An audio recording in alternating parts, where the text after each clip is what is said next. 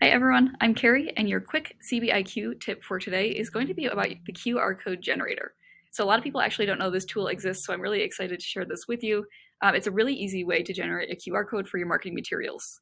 So a QR code is going to make it really easy for someone to find a link, whether it's to your website or to your listing details page or a blog post, wherever it is that you want to send people. This makes it really easy so that they can just open up their camera and scan that QR code rather than needing to type in a link or a URL into their search bar.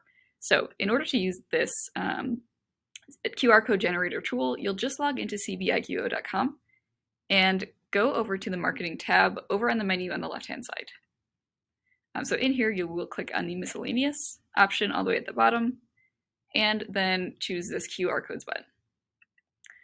So there's only a couple of steps that you need in order to create this QR code. So simply copy whatever website address that you'd like to take people to. So for example, if you're sending out a postcard, and this is included in all of our marketing packages, we will use this tool to create a QR code that takes people directly to that listing page. So there's all kinds of things you can use these QR codes for, but wherever you're sending people, just copy and paste that link into your box. So say, for example, I wanted to share the link to this video. I could paste that right into the box, and then you're just going to choose the size of the file that you would like to download. So if it's something small, like just a little postcard or a business card, maybe you could choose the small file size.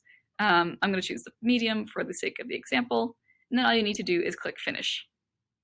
So give it just a second to process there, and then it will come up on the screen, and all you need to do to save it is hover over the QR code, right-click, and Save Image As.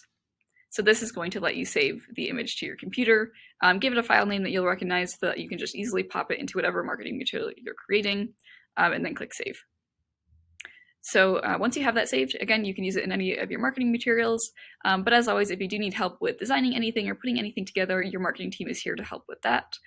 So that's what I have for today. Feel free to reach out with any questions, and thanks for watching.